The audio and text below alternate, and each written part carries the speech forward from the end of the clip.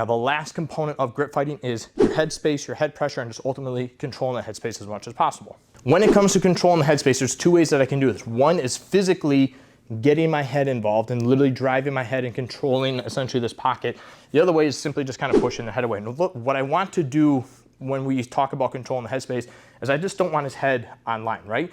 If he's looking straight at me and I'm pushing and he's resisting, right? It's gonna be a contest of who's stronger.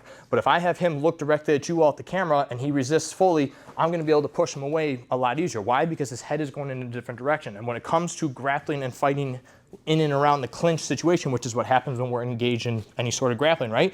They want to use their heads to drive their heads in, and that's going to allow him to dominate the space and work all the grips. So as I'm fighting these grips, I'm trying to control these overhooks and underhooks, and I'm trying to work my posture.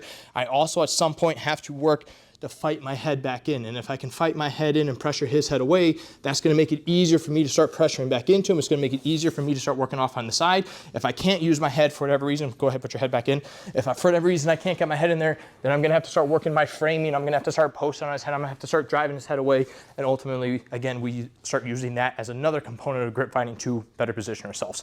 So all four of these components, again, the wrist control, the bicep control, your posture, your head control, utilizing overhooks and underhooks are gonna come into play throughout this entire instructional as we're clearing grips, breaking grips, positioning ourselves, working for those underhooks, creating that space, and ultimately, again, our goal with this grip fighting is to not only disengage from your attacker, but also use those grips and domination of the grips in order to create space. Now,